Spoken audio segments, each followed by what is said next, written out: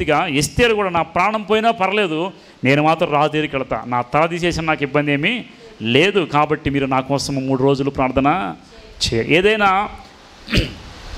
అసాధ్యమైన కార్యం జరగాలంటే ముందేం చేయాలి? ఉపవాస ప్రార్థన చేయాలి. ఈరోజు మీరు ప్రార్థన చేయండి. మీకు కూడా ప్రాణం మీదకి వచ్చినా ఏదన్నా కష్టమైన ఇబ్బందిలో ఉన్నా మీరు మొదటగా ప్రార్థన చేయడం నేర్చుకోండి. ఎన్ని రోజులు ప్రార్థన చేశారు వీళ్ళు? 3 రోజులు ఎస్తేరు కోసం ప్రార్థన చేశారంట. ఎస్తేరు కోసం ప్రార్థన చేస్తే ఆవిడ ఏం చేసింది? 3 రోజు లేచి చక్కగా వస్త్రాలు ధరించుకొని, రాజు సెలవు ఇవ్వకుండా రాణి వెళ్ళకూడదు, కానీ ఈవిడ ఆజ్ఞ వ్యతిరేకించి మరుసటి రోజు 3 రోజులు ప్రార్థన అయిపోయిన తర్వాత రాజు ముందుకెళ్ళి నిలబడితే, ఇప్పుడు చూడండి, రాజు ఒక్కసారిగా ఏమనాలి? నువ్వు పిలవకుండా ఎందుకు వచ్చావు, ఆవిడని తీసుకెళ్ళి మరణశిక్ష విధించండి అని చెప్పొచ్చు. కానీ ఇక్కడ రాజు ఏమన్నాడు ఒకసారి చూద్దాం. 5వ అధ్యాయంలో మొదటి వచ్చే 3వ దినమందు ఎస్తేరు రాజభూషణం ధరించుకొని రాజునగర్ యొక్క ఆవరణంలో రాజు సన్నిధికి వెళ్ళి నిలిచిన. రాజునగర్ ద్వారమునకు ఎదురుగా ఉన్న రాజు ఆవరణంలో తన రాజాసనం మీద రాజు కూర్చుని, రాణి అని ఎస్తేరు ఆవరణంలో నిలబడి ఉండగా రాజు చూడగా ఆమె యందు అతనికి ఏం ముట్టింది? కోపం ముట్టాలి కదా, పిలవకుండా వస్తే ఏం ముట్టాలి? కానీ అక్కడ ఏం పుట్టింది? దీనికి కారణం ఏంటి? దేవునికి ఉపవాస ప్రార్థన 3 రోజులు చేశారు. ఏంటి? రాణి రాజు దగ్గరికి వెళ్ళినప్పుడు ఏమీ కాకూడదు. వినండి, ఒకటే ధ్యేయం. ఉపవాస ప్రార్థన చేయడానికి ఒక గోల్. ఉపవాస ప్రార్థన చేయడానికి వాళ్ళకి ఒక అవకాశం ఉంది. మీరు ఏదైనా ప్రార్థన చేసేటప్పుడు మీరు ఎందుకు ప్రార్థన చేస్తారంటే తెలియదండి అని చెప్పారనుకోండి, గోల్ లేకపోతే మీరు దాన్ని జయించలేరు. మీకు ఒక టార్గెట్ లేకపోతే మీరు సాధించలేరు. ఈ ఒక టార్గెట్ ఉంది. 3 రోజులు ఉపవాస ప్రార్థన దేనికోసం అంటే రాజు మనస్సు మారాలి. ఒక టార్గెట్ పెట్టుకుని ప్రార్థన చేశారు. రాజు ముందుకు వెళ్ళింది. రాజుకి ఆమె పట్ల ఏం పుట్టిందంట? దయ పుట్టెను. చదవండి. తర్వాత రాజు తన చేతిలోండి బంగారపు దండం ఎత్తేరు చాపుగా ఎస్తేరు దగ్గరికి వచ్చిన దండం యొక్క కొన ముట్టెను. 3వ వచనం, రాజు రాణి అని ఎస్తేరు నీకేమి కావాలను, నీ మనవి ఏమిటి? రాజ్యంలో సగం మట్టుకు నీకు అనుగ్రహించమని ఆమెతో చెప్పగా, ఎస్తేరు రాజునికి యుక్తంగా తోచిన రాజు కొరకు సిద్ధం చేయించిన విందుకు రాజువైన తామును హామానును నేడు రావాలని కోరుచున్న ప్రత్యుత్తరము ఇచ్చాను. చూడండి, ఎస్తేరు ఎంత తెలివి కలిగింది తెలుసా? ఎస్తేరు అక్కడ ఆ రాజధరణం చూపించి రాణిని ముట్టి, అమ్మ నీకేం కావాలి చెప్పు, రాజ్యంలో సగం కావాలి ఇచ్చేస్తాను అంటే, రాజు పిలవకుండా వస్తే చంపేయాల్సిన బోధులు ఈయన ఏమంటున్నాడంటే, నీకు ఏదైనా కావాలని చెప్పు, రాజ్యం సగమైనా నాకేమొద్దు ప్రభువా, ఒకటి కావాలి. ఏంటి? నీవు హామాను నా ఇంటికి భోజనానికి రావాలి. అక్కడే చెప్పొచ్చుగా, చెబితే నమ్మేవాడా? ఎందుకని? రాజు దగ్గర సాడీలు చెప్పేవాడు ఈ హామాను. మీకు హామాను గురించి తెలుసా? గుంటనక్క. రాజు దగ్గర కూర్చున్న పక్కన బాగా పొగిడేసి రాజు నీకన్నా ఎక్కువ లేరని చెప్పేసి అధికారం తెచ్చుకొని బయటకు వచ్చే రకం. ఎక్కడ ఏ వేషాలు అలాంటి వేషాలు వేసేటువంటి వ్యక్తి హామాను. కాబట్టి ఈ దుష్టుని హామాను చంపడానికి ఇలా చేశాడంటే, ఇప్పుడు ఏం జరగాలంటే హామాను యూదులందరూ చంపేస్తున్నాడు. కాబట్టి నేను కూడా యూదురాలని అని చెప్పాలి అక్కడ. అర్థమవుతుంది మీకు? వినండి ఒకసారి. ఇక మమ్మల్ని అందరం చంపుతున్నానంటే ఎందుకు, నువ్వెవరంటే నేను యూదుడిని అని చెప్పేటువంటి అవకాశం ఉందా వాడికి? లేదు. కాబట్టి దేవుడి జ్ఞానం ఇచ్చాడు ఎస్తేరుకి. చాలా తెలివిగలిగింది, జ్ఞానవంతురాలు. రాజుగారు హామాను ఇద్దరు కూడా నా ఇంటికి భోజనానికి రావాలి అని చెప్పింది. తర్వాత 9వ వచనం చూడండి. ఇదే నా మనవి కోరిన ఆ దినమందు హామాను సంతోషించి మనోల్లాసం గలవాడే బయలువెళ్ళి రాజుగుమ్మన మొర్దెకై తను చూచి తను లేచి నిలబడే కథలకు ఉన్నందున మొర్దెకై మీద బహుగా కోపగించేదను. ఇప్పుడు మరలా ఇంటికి వెళ్ళిపోతుంటే అక్కడ శోషణ కూడా ఎవరు కనపడ్డారు? మొర్దెకైని ఏమన్నాడు? ఇప్పుడు మరలా కోపం వచ్చేసింది, ఎలాగైనా మొర్దెకైని చంపాలి. ఇప్పుడు ఏం చేశారంటే ఇంటికి వెళ్ళిపోయాడు. రాణిగారు ఏమనో విందుకు పిలిచింది. బయటికి వెళ్తుంటే సంతోషంగా మొర్దెకై కనపడ్డాడు. 3 అంతా ఆఫ్ అయిపోయింది. ఎవరికి? హామానికి. ఇప్పుడు ఇంటికి వెళ్ళిపోయి నన్ను రాణిగారు చక్కగా రాజును నన్ను భోజనానికి పిలిస్తే వస్తుంటే దుష్టుడు ఒకటి తగిలాడు. ఈ మొర్దెకై ఏం చేయాలి? ఇంట్లో బాధపడుతుంటే ఇంట్లో వాళ్ళని అడిగాడంట ఒకసారి. చూడండి, 10వ వచనం.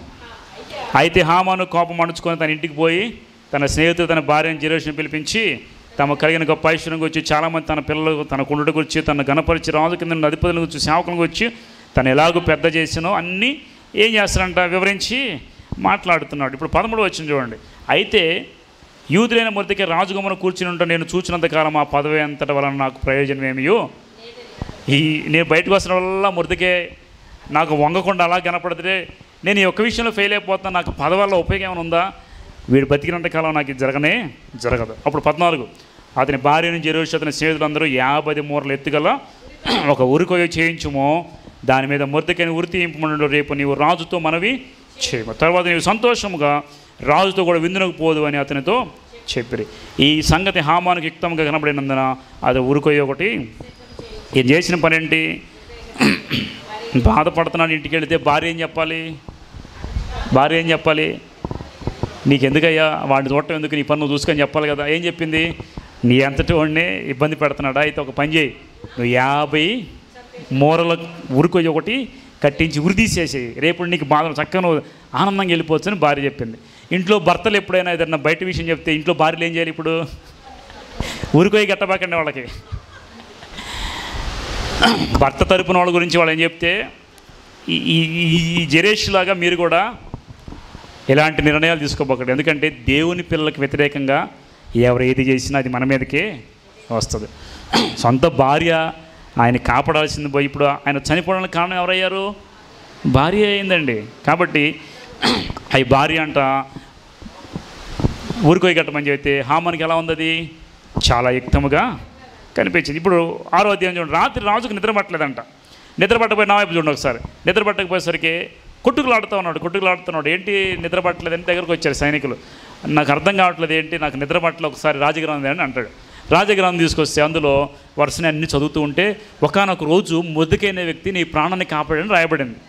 అదేంటి ప్రాణాన్ని కాపాడిన మొర్దెకైకి ఏమైనా ఇచ్చారని అడిగాడు. ఏమి ఇవ్వలేదు అని చెప్పాడు. సరే అని చెప్పేసి ఈ టైంలోనే రాజు దగ్గరకు వచ్చి రాజు దగ్గర ఎలాగైనా కానీ ఏంటి హామాను మొర్దెకైని చంపడానికి ఏం చేద్దాం అనుకున్నాడు? అయినా ఉరికొయ్య కట్టేశాడు ఆల్రెడీ. చంపడానికి రాజు దగ్గర పర్మిషన్ తీసుకొని వచ్చాడు నైట్ టైం. ఇది అంత అవసరమా? రాజకీయాలు ఎప్పుడు జరుగుతాయి చెప్పండి? రాజకీయాలు ఎప్పుడు జరుగుతాయి? ఒకరిని చంపాలన్నా ఒకరిని పొడవాలన్నా అందరూ దయ్యాలు తిరిగే టైంలో మీటింగ్లు వేస్తారు చాలామంది, అవునా కదా? రాజకీయం చేసే వాళ్ళందరూ నైట్ టైం ఎవరు లేనప్పుడు ఎట్లాంటి టైంలో వచ్చి రాజు దగ్గరికి వచ్చి ఏమంటాడంటే, అయ్యా ఇదిగో నేను గణపరచాలనుకున్న వాడికి వెళ్ళాడు, రాజు దగ్గరికి వెళ్ళాడు. ఇప్పుడు రాజు అంటాడు హామాన్తో, హామాన్ కూర్చుంటే పక్క మీద కూర్చుంటే, నేను ఒకటి అడుగుతాను చెప్పు హామాన్, ఏంటి? రాజు గణపరచాలంటే ఏం చేయాలన్నాడు. వీడికి ఏమనుకుంటున్నాడు? నన్నే కదా గణపరిచేది. కాబట్టి వీడేమంటాడు చూద్దాం ఒకసారి వాడి నోటితో. 6వ అధ్యాయము 6వ వచనం చూడండి. రాజు గణపరచన అపేక్ష ఏమి చేయమని రాజు అతన్ని అడగగా హామాను నన్నుగాక మరి ఎవరిని రాజు గణపరచనని అపేక్షించుకొని తనలో తాను అనుకుని రాజుతో 7వ వచనం రాజు గణపరచమని ఉపేక్షించమని చేయదగినది ఏమనగా రాజు ధరించుకొని రాజు వస్త్రములను, ఒకటి చూడండి రాజు వస్త్రాలు కావాలంట వాడికి. రెండోది ఏంటి? రాజెక్కే గుర్రమే కావాలంట రెండోది. మూడోది ఏంటి? రాజు తన నుంచి రాజు కిరీటం అంట. అన్ని రాజుయే. రాజు కిరీటము ఉంచుకొని రాజు కిరీటం ఒకటి తీసుకొని రాగా గనులైన రాజు యొక్క అధిపతులు ఒకడు ఆ వస్త్రములను ఆ గుర్రములను పట్టుకొని రాజు గణపరచపేక్షించిన వస్త్రం ధరింపజేసి ఆ గుర్రం మీద అతను ఎక్కించి రాజు వీధిలో అతన్ని నడిపించుచు రాజు గణపరచను ఉపేక్షించేవాడు ఈ ప్రకారంగా చేసిన అతని ముందర చాటించవలెనో. ఇప్పుడు చెప్పండి ఎవరుంటారు? వినండి ఒకసారి. రాజు గణపరిచేది నన్నుగాక రాజ్యంలో వాడు ఉన్నాడా? కాబట్టి ఆయనకు కావాల్సిన కోరికలన్నీ చెప్పాడు. ఏమేమి కావాలంట? రాజవస్త్రాలు, మామూలు పట్టు వస్త్రాలు, కొత్త వస్త్రాలు అడగట్ల, రాజవస్త్రాలు అడిగాడు. తర్వాత రాజు ఎక్కే గుర్రం, మూడోది ఏంటి? రాజు కిరీటం, ఇంకా వస్త్రాలు, గుర్రము, కిరీటము ఇవన్నీ పెట్టుకొని రాజు వీధుల్లో రాజు గణపరచ ఉద్దేశించిన వాడు ఇలా గణపరచబడాలని చెప్పేసి కేకలు వేయాలంట. ఎవరు? గనుల్లో ఒకడు. ఇక్కడ చూడండి బైబిల్ వాక్యంలో ఏముందంటే 6వ అధ్యాయంలో 9వ వచనం గనులైన రాజు యొక్క అధిపతుల్లో ఒకడంట. ఎవరు? గనులైన అధిపతుల్లో ఒకడు కాదు, ఇద్దరని చెప్పొచ్చు కదా. ఆ ఒకడు ఎవరయ్యారు ఇప్పుడు? హామానే అయ్యాడు. ఒకడు అని చెప్పేసరికి ఈయన ఎలాగ పలికించాడు కానీ హామాన్ నోటి నుండి దేవుడు. ఇప్పుడు రాజు ఏమంటాడు చూడండి ఒకసారి. ఎస్తేరు గ్రంథము 6వ అధ్యాయంలోనే అందుకు రాజు 10వ వచనం నీవు చెప్పిన ప్రకారం శీఘ్రముగా ఆ వస్త్రములు గుర్రం తీసుకుని రాజు గుమ్మనొద్ద కూర్చుని యూదుడైన మొర్దెకైకి అలాగనే చేయము, నీవు చెప్పిన దానిలో ఒకటి యూదుకు అంతే ఇచ్చేమని హామానుకు. ఆ ప్రకారమే హామాను ఆ వస్త్రమును ఆ గుర్రం తీసుకుని మొర్దెకైకి ఆ వస్త్రం ధరింపజేసి ఆ గుర్రమును అతని మీద ఎక్కించి రాజు వీధులు అతను నడిపించు రాజు గణపరచును ఉపేక్షించడానికి ఈ ప్రకారము చేయతగిన అతని ముందర చాటించెను. నీకు అర్థమైందా? రాజు నన్ను గణపరుస్తాడనుకొని వాడికి కావాల్సినవన్నీ కోరికలు కోరుకున్నాడు. ఇప్పుడు రాజు ఏం చెప్పాడు? ఈయన గణపరచడానికి సలహా ఇచ్చింది ఎవరు రాజుకి చెప్పండి? మన శత్రువే. దేవుడు నిన్ను గణపరిచేటప్పుడు శత్రువు నోట నుండి నిన్ను గణపరుస్తాడు. దేవుడు చంపాలనుకున్నటువంటి శత్రువు చేతనే దేవుడు ఏం చేశాడంటే ఆయన గణపరిచే విధంగా ప్లానింగ్ ఇప్పించి ఆ హామాన్నే పిలిపించి హామాన్నే ముందు పెట్టి, ఇప్పుడు గుర్రం మీద ఎవరున్నారు? గుర్రం మీద ఎవరున్నారు? కింద లాక్కెళ్ళాడు ఎవడు? హామాన్. ఎంత ఉల్టా చేసాడు చూడండి దేవుడు. దేవుని ప్రేమించే వారికి సమస్తం సమకూడి మేలుకే జరుగుతాయి. నిన్ను చంపాలనుకున్న వాళ్ళ చేత దేవుడు ఏం చేస్తాడు? గణపరుస్తాడు దేవుడు. అసలు ఎంత చచ్చిపోయి ఉంటాడంటే హామాన్ ఆ రోజు. నీ శత్రువుని నీకు ఎవరైతే నచ్చరో వాళ్ళనే ఊరేగించాలంటే నువ్వు ఊరుకుంటావా?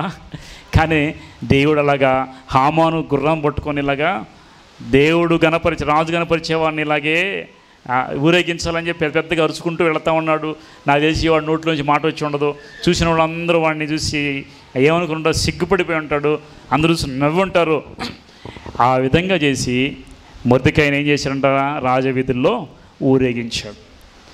రాజు చెప్పాడు కాబట్టి తప్పలేదు. ఇంకా ఇంటికి వెళ్ళిపోయేసరికి తలకాయ కొట్టేసినట్టుంది. ఇంకా తలకాయ కొట్టేసినట్టు తర్వాత రోజు ఏంటి? విందుకి వెళ్ళాలి.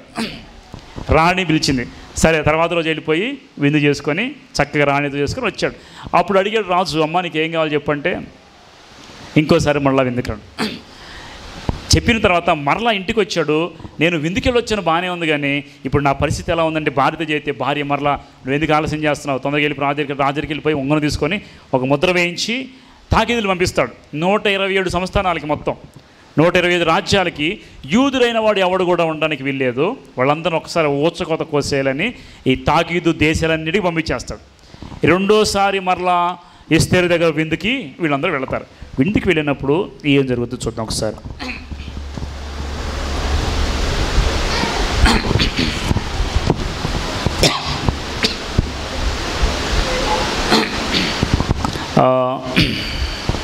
చూడండి 7వ అధ్యాయం చూడండి. రాజును హామాను రాణిని ఎస్తేరు విందునకు రాగా రాజు ఎస్తేరు రాణిని విజ్ఞాపన ఏంటి? అది నీకు అనుగ్రహించబడి మనం ఏంటి? రాజ్యంలో సగం మట్టికి నీకు అనుగ్రహించి 2వ నాడు ద్రాక్ష విందులో ఎస్తేరుతో అన్నాడు. అప్పుడు రాణి ఎస్తేరు ఇలా ప్రతి రాజు నీ దృష్టికి దయపొందిన రాజును సమ్మతి అయితే నా విజ్ఞానం బట్టి నా ప్రాణం నా మనవిని బట్టి నా జనులు నాకు అనుగ్రహింపబడుదురుగాక. ఏం చెప్పింది? ఏమన్నా? నా జనులు ప్రాణము నాకు దయచేయండి.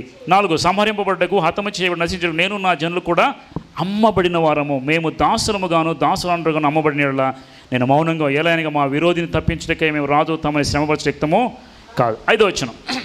రాజైన అహష్వేరోషు ఈ కార్యము చేయటకు తన మనస్సు దృఢపరుచుకున్నవాడు ఎవడు వాడేడి అని రాణి ఎస్తేరును అడగగా ఎస్తేరు మా విరోధి యొక్క ఈ పగవాడు దుష్టుడైన ఈ హామానే అనిను.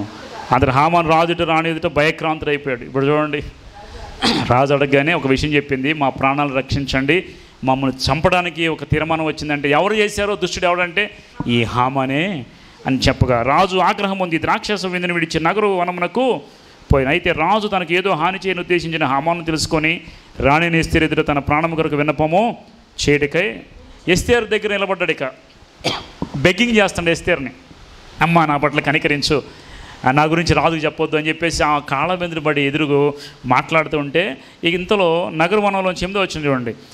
నగరు వనంలోంచి ద్రాక్ష విందు స్థలముకు రాజు తిరిగి రాగా ఎస్తేరు కూర్చున్న సయ్య మీద హామాను పడి ఏంటో చూచి. ఎక్కడ ఎస్తేరు కూర్చునేటి సయ్య అంటే ఏంటి? ఆ మంచం ఏదైతే ఉందో దాని మీద హామాను పడి ఉండడు చూచి వీడు ఇంటిలో నా సముఖాన్ని ఎదురు రాణిని బలవంతం చేయనా అని చెప్పిన. ఆ మాట రాజు నోడు రాగానే బంటులు హామాను ముఖమునకు ముసుగు వేశారు. ఎంత జరిగిపోయినా చూడండి. వెంటనే ముందేమో వాడిని శిక్షించలేక వెళ్ళిపోయాడు రాజు. మరలా తిరిగి వచ్చేసరికి ఈ రాణి అని ఎస్తేరు మంచం మీద నీరు పడిపోయి ఆమెను బతిలాడుతున్నాడు. ఇది రాజుకి ఎలా కనపడింది తెలుసా?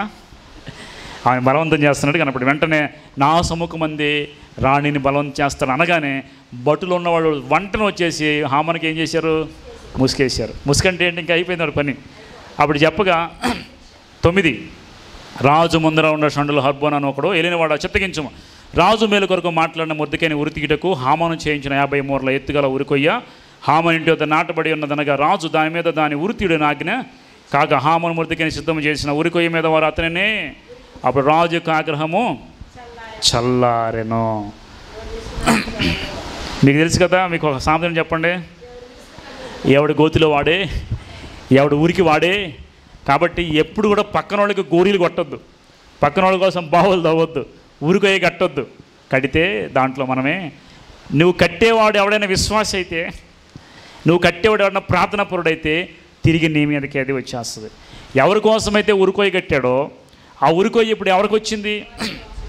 హామానికి తిరిగి వచ్చింది. షండ్రుల్లో ఒకటి చెప్పేశాడు రాజధానిలో, అయ్యా రాజు, అదిగో ఆ మొర్దెకైని చంపడానికి, నీ ప్రాణం కాపాడిన మొర్దెకైని చంపడానికి ఈయన ఏం చేశాడు? ఉరికొయ్యి కట్టాడంటే వెంటనే ఆ ఉరికొయ్యికి వీడినే ఊరి తీసాడని చెప్పేశాడు. హామాను తీసుకెళ్ళి ఏం చేశారు? మరలా ఊరి తీసేశారు. ఇంకొక విషయం ఏంటంటే, ఇక్కడ ఈ హామాను చనిపోయాడు కదా, దేవుని బిడ్డలకు వ్యతిరేకంగా చేసిందని బట్టి ప్రాణం పోగొట్టుకున్నాడు. ఇతను ప్రాణం పోగొట్టుకోవడమే కాకుండా ఇంకా ఇతని యొక్క కుటుంబం కూడా, మొత్తం భార్యలు బిడ్డలు ఎవరైతే ఉంటారో వారు కూడా చూడండి. 29వ అధ్యాయము 25వ వచనం చూడండి ఒకసారి. ఎస్తేరు రాజు ఎదుటికి వచ్చిన తర్వాత రాజు అతడు యూదులకు విరోధంగా తలపెట్ట చెడు వచ్చిన తల మీదకి వచ్చినట్లు చేసి వాడును వాని కుమారులు ఉరికొయ్య మీద ఉరి తీయబడినట్లుగా ఆజ్ఞ వ్రాయించి ఇచ్చాను. ఎవరెవరు వచ్చారు ఇప్పుడు? తన కుమారులు, తన భార్య, ఎవరైతే తన కుటుంబం అంతా కూడా ఆ ఉరికొయ్యకే, ఎవరైతే సలహా ఇచ్చారో ఉరి తీయమని, ఎవరైతే అమలుపరిచారో వారందరూ అదే ఊరికి బలైపోయారు. గుర్తుపెట్టుకోండి, దేవుని బిడ్డలకు వ్యతిరేకంగా మనం ఏది చేసినా అది మన మీదకే వస్తుంది. కాబట్టి ఇక్కడ గుర్తుపెట్టుకోండి. మరలా మొర్దెకై ఎస్తేరు గురించి ఆలోచిస్తే 10వ అధ్యాయం చూడండి ఒకసారి. 10వ అధ్యాయము 3వ వచనం చూడండి.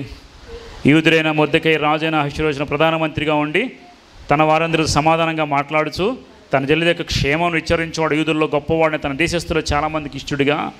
ఆ రాజు మొత్తానికి ప్రధాని ఎవరు ఇప్పుడు? మొర్దెకై. రాణి ఎవరు? ఎస్తేరు. రాణి ఎస్తేరు, మొర్దెకై ఏమో ప్రధాని.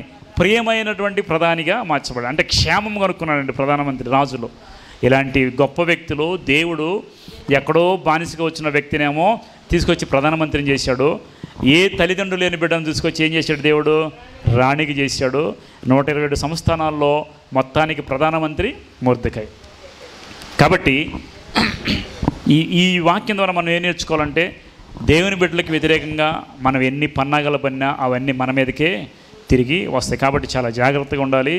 ఎస్తేరు చాలా గుణవంతురాలు, సౌందర్యవతి. ఎక్కడ కూడా ఆడ పద్ధతి ముందు ఎలాగుందో రాణైన తర్వాత కూడా అలాగే. నేను ఒకటే చెప్తానండి, మీకు స్థితి రాకముందు ఎలాగున్నారో వచ్చిన తర్వాత కూడా అలాగే స్థిరంగా ఉండండి, దేవుడు ఆశీర్వదిస్తాడు. కాబట్టి రోజుకు ఒకలాగా మార్చవలసిన అవసరము లేదు. ఎస్తేరు అనగా నక్షత్రం, మొర్దెకై ప్రధానమంత్రి, ఎస్తేరు రాణి. ఇప్పుడు నేను ఒక విషయం చెప్తానండి, చివరి మాట. 127 సంస్థానాలకి వెళ్ళిపోయింది. ఏంటి? ఒక ఆజ్ఞ, యూదులందరినీ చంపారు. మొర్దెకై చంపుదాం అనుకున్న హామాను చచ్చిపోయాడు. ఇప్పుడు వెళ్ళిన సంస్థానానికి రాజు ఆజ్ఞ ఒకసారి బయటకు వస్తే అది రాజు కూడా తీయడానికి మరలా అవకాశం లేదు. మరలా ప్రార్థన చేసి హామాను అయితే చచ్చిపోయాడు. ఇప్పుడు 127 సంస్థానాల్లో యూదులందరూ చచ్చిపోతారు. ఎలాగైనా మరలా ప్రార్థన చేసి ఎప్పుడైతే ప్రధానమంత్రి అయ్యాడు మొర్దెకై, రాజు ఉంగరం మరలా మొర్దెకైకి ఇవ్వబడింది. హామాను ఉంగరం, హామాను ఇల్లు, హామాను ఉంగరం అన్నీ మొర్దెకైకి. ఈ మొర్దెకై ఏం చేశాడు? ఇంకొక తాకీదు రాయించాడు. రాయించి దాన్ని ముద్ర వేసి యూదులందరినీ చంపాల్సిన అవసరం లేదని మరలా ఆజ్ఞని పంపించాడు. అర్థమవుతుంది మీకు? ఇప్పుడు శాస్త్రాన్ని కూడా మార్చి పడేశారు. దీనంతటికి కారణం చెప్పండి మీరు. ఉపవాస ప్రార్థన ఎన్ని రోజులు చేశారు? మన మన మన మన సంఘం ఉపవాస ప్రార్థన అంటే భలే వచ్చేస్తారు, అందరు కూడా నిండిపోయింది ఉపవాస ప్రార్థనకి. రండి అంటే మాత్రం టైంకి వచ్చేస్తారు, ఉపవాస ప్రార్థనకు వచ్చేస్తారు. ఇలాంటి గొప్ప కార్యాలు చేస్తుంటే ఉపవాస ప్రార్థనలతో మరి ఎందుకు ప్రార్థన చేయలేకపోతున్నాం?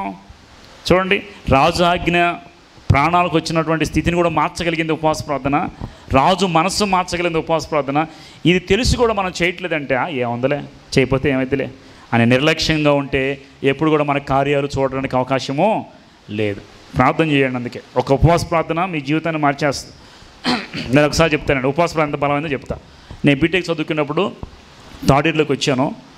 మా ఫ్రెండ్ ఒక అతనికి థర్డ్ ఇయర్లోకి రావడానికి క్రెడిట్స్ రావాలి, 54 క్రెడిట్స్ బీటెక్ ఎగ్జామ్లోకి తెలుస్తుంది. అది ఆ అబ్బాయి క్రెడిట్స్ రాలా, ఆ సంవత్సరం అంతా పోయింది. ఇప్పుడు ఏం చేశాను? నా దగ్గరికి వచ్చాడు, నా రూమ్కి వచ్చాడు. నా రూమ్కి వస్తే ఏం చేద్దామంటే మనకి ఏం తెలియదు, ప్రార్థన చేద్దాం, ఫాస్టింగ్ ప్రేయర్ చేద్దాం అని ఒక్కరోజు నైట్ అంతా మేము ప్రార్థన చేసాం. ప్రార్థన చేసిన 2 రోజులకి ఏం తెలిసిందా? ఈ సంవత్సరానికి క్రెడిట్స్ లేకపోయినా థర్డ్ ఇయర్లోకి వెళ్ళిపోవచ్చు. వినండి, క్రెడిట్స్ లేకపోయినా థర్డ్ ఇయర్లోకి వెళ్ళిపోవచ్చు. మా ఫ్రెండ్కి అవకాశం లేదు, కానీ ఆ సంవత్సరానికి ఎంటర్ అయ్యాడు. సరే, ప్రతి సంవత్సరం అదే రూల్ ఉందా అంటే నెక్స్ట్ ఇయర్కి మళ్ళీ ముందుకు వచ్చేసింది. ఆ ఒక్క సంవత్సరమే మార్చాడు. వాడు 3rd ఇయర్ ఫినిష్ చేసుకున్నాడు. ఆ వ్యక్తి ఎవరో తెలుసా? నేను కాదు, నేను ప్రార్థన చేశాను, అతను నేను చేశాం. మన పేరుకి కూడా వస్తాడు, ఒకసారి వచ్చి సాక్షి చీరాల. గుర్తుందా మీకు? మా ఫ్రెండ్ ఆ అబ్బాయి సాక్ష్యం చెప్పాడు. ఇప్పటికీ మాకు ఇది గొప్ప సాక్ష్యం అన్నమాట. ఒక్కరోజే ప్రార్థన చేసి ఉపవాస ప్రార్థన గవర్నమెంట్ ఆజ్ఞ మారిపోయింది. నేనేమంటానంటే ప్రార్థన చేసిన వెంటనే అన్నీ మారిపోతాయి అనుకోకుండా, దేవుడు సమయం ఉంటుంది కాబట్టి దేవుడు అద్భుతాలు చేస్తాడు ఉపవాస ప్రార్థన చేస్తే. కాబట్టి మీరు కూడా ప్రార్థన చేయండి, దేవుడు అట్టి అద్భుతాలు అన్నీ కూడా మన జీవితంలో జరిగించునుగాక. ఆమేన్.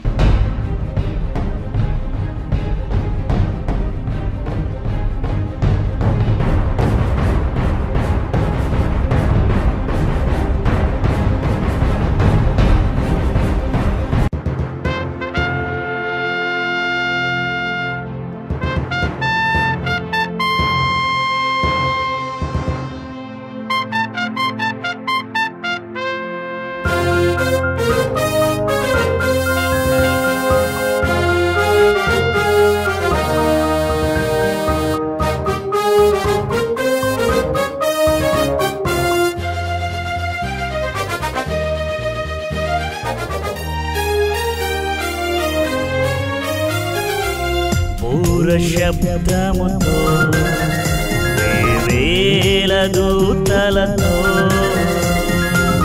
పూర శబ్దముతో వేవేల దూతలతో, మేఘాల మీద యేసు వచ్చుచున్నాడు. మేఘాల మీద యేసు వచ్చుచున్నాడు. ఏ దినమో ఏ గడియో ఏ జామున వచ్చునో, మెలకువగా ఉండి నీవు యేసుని చేరుమా. ఏ దినమో ఏ గడియో ఏ జామున వచ్చునో, మెలకువగా ఉండి నీవు యేసుని చేరుమా. పూర శబ్దముతో వేవేల దూతలతో, పూర శబ్దముతో వేవేల దూతలతో,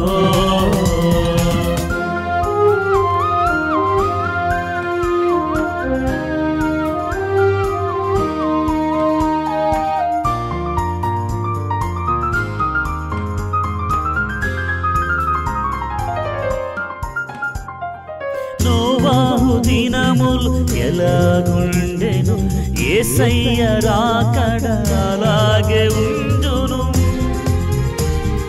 నోవాహు దినములు ఎలాగుండెను, యేసయ్య రాకడ అలాగే ఉండును. పాపము బహు విస్తరించి సువార్తనే విడిచి, తినుచు త్రాగుచు పెండికిచ్చుచు దేవునినే మరచి, జల ప్రళయము వచ్చి వారిని ముంచివేయు వరకు, జల ప్రళయము వచ్చి వారిని ముంచివేయు వరకు, ఎవ్వరును ఎరుగకనే నశించిపోయిరి, ఎవ్వరును ఎరుగకనే నశించిపోయిరి. పూర శబ్దముతో వేవేల దూతలతో, పూర శబ్దముతో వేవేల దూతలతో,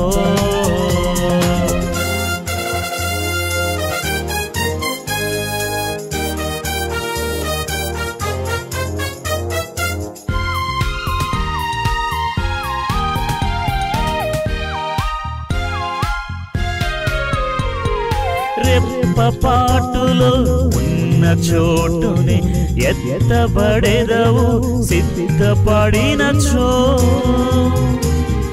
రెప్పపాటులో ఉన్న చోటుని ఎత్తబడెదవు సిద్ధపడినచో. ఏడేండ్లలో ఆ శ్రమలలో చిక్కబడెదవు నీవు. విడువబడినచో ఎంత ఏడ్చినా తప్పించుకోలేవు. సమయము నీకుండగానే మార్చుకో జీవితం. సమయము నీకుండగానే మార్చుకో జీవితం. బుద్ధిగల కల్యకవై సిద్ధపడుము నీవు. బుద్ధిగల కన్యకవై సిద్ధపడుము నీవు. పూర శబ్దముతో వేవేల దూతలతో